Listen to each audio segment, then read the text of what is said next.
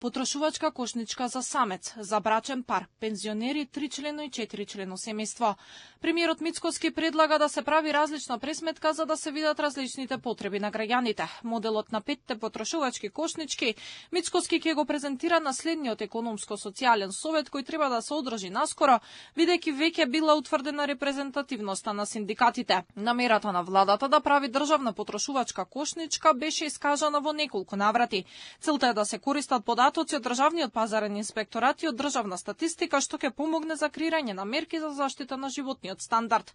За сега кошничката ја пресметува Сојузот на синдикати на Македонија, а истата покажа зголемување од 630 денари во однос на последната пресметка. Мислам дека треба да опфатиме во иднина анализа на 5 потрошувачки кошнички, затоа што потребите на луѓето се според возраста, се разбира, но исто така и потребите на луѓето се во зависност од бројноста како е на сочината им на зерница.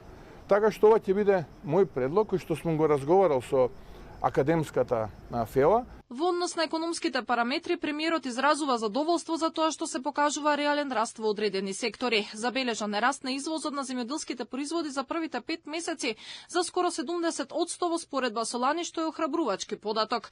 Мицкоски најавува дека владата ќе продолжи да ги поддржува земјоделците, но фокусот ќе биде на оние кои вистински произведуваат. Планираме тој систем на субвенционирање да биде насочен кон вистинските земјоделци, кон оние кои што вистински произведуваат, а не кон оние малкумина кои што се обидуваат на грбот на земјоделците да профитираат. Така функциониравме и до сега, така ќе продолжиме да функционираме и понатаму. Забележан е и раст на прометот во индустријата кој оди и до 20%. Според премиерот позитивно е тоа што во услови на неизвестност на европскиот пазар, особено во автомобилската индустрија, расте извозот што всушност е главниот параметар кој го зголемува прометот во индустријата.